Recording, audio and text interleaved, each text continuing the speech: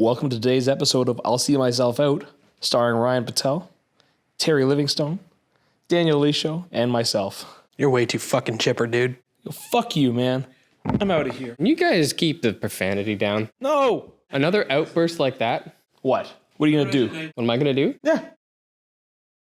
This is an or what moment. You'll never know. Jesus fucking Christ. Maximum arousal. None of these ever start on like a normal note, eh? I'm at a bad angle. Every time Norm does that, I can see a little nut, basically. These are your only warnings. We will use foul language. There will be spoilers. And we will use foul language. We watched Snakes on a Plane, directed by Dr. David R. Ellis. Sorry, director. Fucking break your kneecap.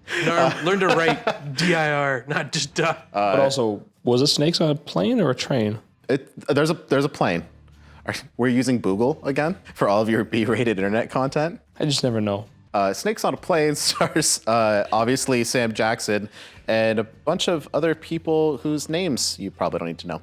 Oh, and that guy from Anchorman. Sorry? Huh? Oh, Champ.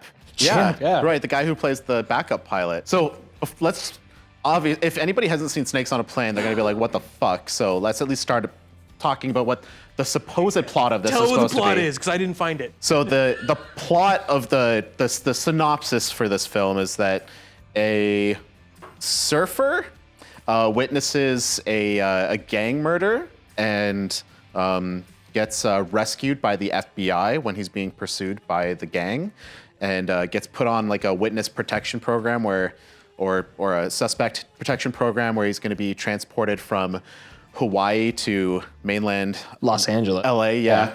And testify as a witness against the girl from Species. Oh God, from the fucking gang leader who I think was like a judge, not a judge, or maybe like an attorney or something on the island. But anyway, the whole point of this film is that during the transportation process of the suspect from Hawaii to LA, that the mob leader sets up a plane full of snakes, weaponized hormone rage snakes, to kill the suspect. You know it's going to be really good when you start talking about it that way. Points for creativity. And when they're lacing the lays to drive the snakes crazy, his reaction was like, oh yeah, they're good. Good enough. Don't worry, they're gonna go nuts. It's really a far-fetched plan to kill the suspect. I think it's a bit excessive. Yeah. The thing is that it's a bit excessive that they decide that they're going to take out the entire plane, that they need an entire plane full of snakes to go after one guy. Well, that's the question, is when they thought about this, I didn't do any research on this movie because why would anyone? But when it comes to like justifying how the snakes got on the plane, I feel like maybe they tried to spend like a good amount of time figuring out how do we realistically, why would snakes get on a plane? And then they just couldn't think of a good reason, so they just came up with the one that ended up in the plot of the story. It's kind of one of those like just the fuck it principles where it's just like, we got to get this all figured out. Yeah, fuck it. Just put them on in the carriage. I feel like they knew that nobody was going to be like, oh, like why would the snakes be on the plane? This is so dumb. And then not watch it. I want someone to do like a behind the scenes of the antagonist of the film trying to come up with a plan to kill this guy on the plane. Right. And like hear all of the other ideas that were floating around. And then they and I want to find out how they landed on snakes. Right. I still think it's a dartboard or one of those like Wheel of Fortune things. Do you guys want to know a funny tidbit about this? Okay. This movie got so much hype that Universal pushed the release of Jurassic Park. Really? Because it originally would have competed with the box office release of Snakes on a Plane. What year was this film made? Because I don't remember. Would it be in your notes probably? 2006.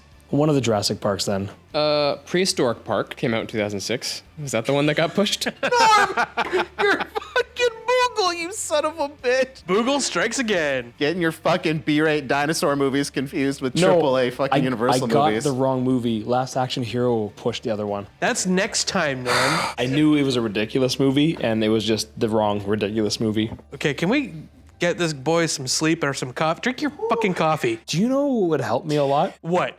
Tell me. If you fixed your microphone I think it looks funnier to us. I don't think people on camera are gonna know that it's sticking straight out like this. Where were we in this story? It was before you brought up prehistoric park. I believe we were talking about. Terry was talking about spinning the wheel. Yeah. Oh, right, because I wanted to be in that room to find out how they landed on snakes on a plane. Because like they must have thought about bombs, and they're like, too much red tape. You can sneak in that many snakes and laced lays. Maybe you could just sneak something into the ventilation system that would just, I don't know, like what was that? SARS? Cyanide? What was it from Cyanide species? with species, yeah. And then or anything else. So we've got bombs, we've got gas. Fucking snakes. Sounds too easy. We're giving this mob like a lot of credit because the opening part of the movie where they actually kind of like kill the guy and actually set up the whole plot of the movie, they fucking kill the guy in broad daylight. They kill him under like a pedestrian train bridge in broad daylight,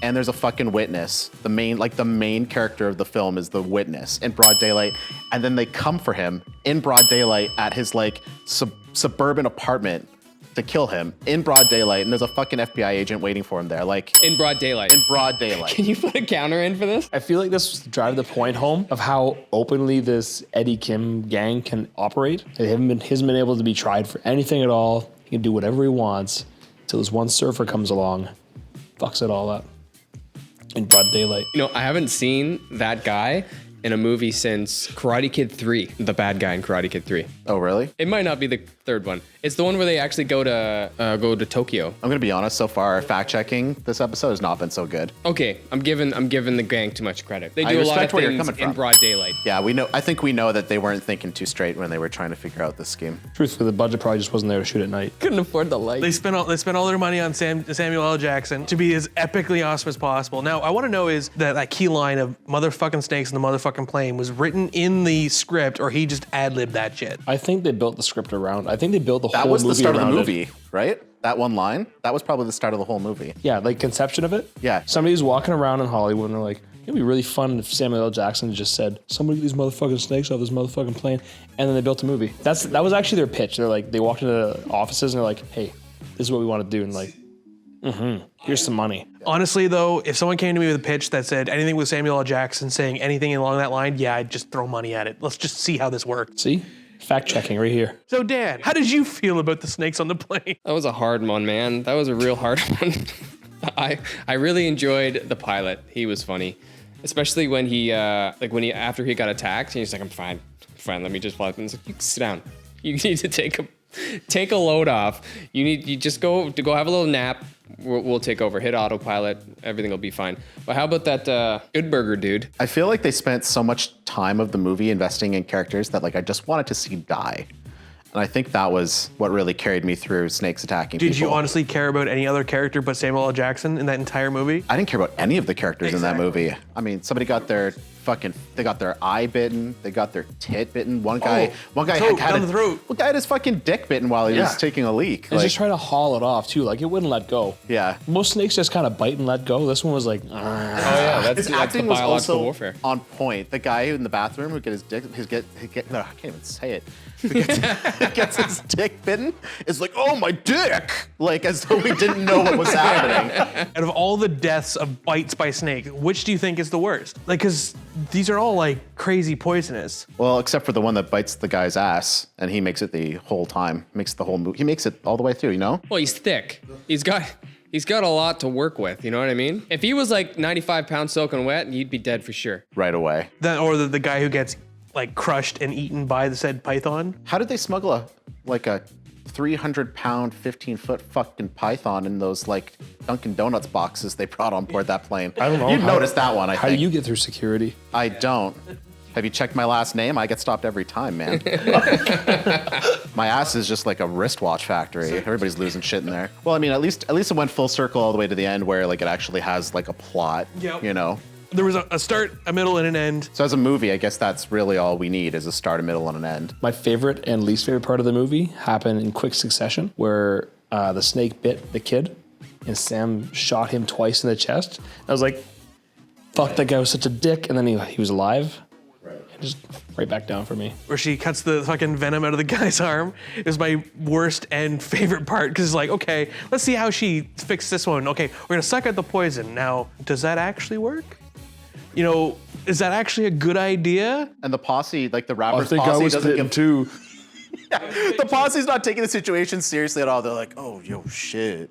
That mouth, though. You know? Like, they're not like, we're in a plane, there's no pilot, and there's snakes everywhere, and a kid's about to die. Nobody's taking that shit seriously. How do you feel about their way of getting rid of the snakes? Using like the whole vacuum effect. It would also probably blow the side of the plane out. Well, it depends. Have you ever opened just one window on the 401? I don't think I ever have. Just like, just sucking out the window. Now picture that, but in an airplane. Just tear the whole thing apart. Everybody like would die, that. right? Like, like pretty quickly. If that happened, like at 4 times the scale, everybody's ears would bleed immediately. This is worse.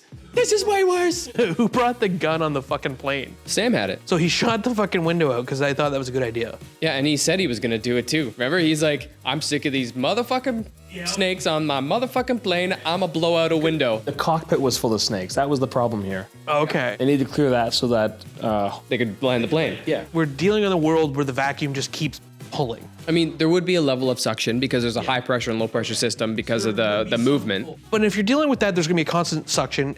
Hold on. She's just holding my hand on the edge of a seat. Strong grip though. Take my strong hand. All the snakes get sucked out, and then all of a sudden the vacuum stops. I don't remember.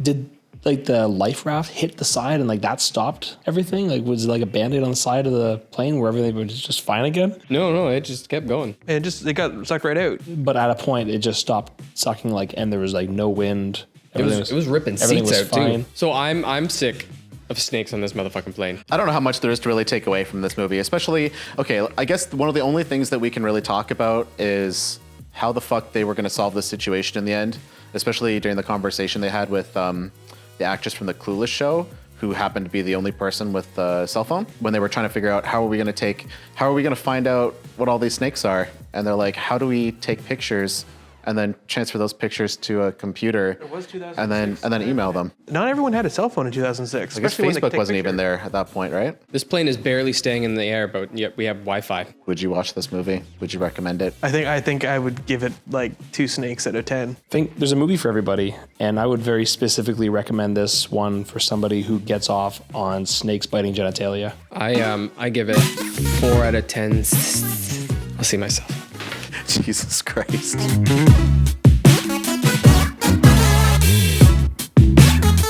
We missed it on the last one, but they actually came out with a TV show for Zombieland. Really? Yep, and Oh. they showed it to test audiences, and it went so wrong that they canceled it after 1 episode. Unlike Norm's webcam show, which has a 17 seasons. literal cult following. It's one of the only live sex shows that comes with an actual punch recipe. Yeah, honestly, every 9 months I get a turnover in clientele, so it's like fresh pocketbooks, you know what I'm saying?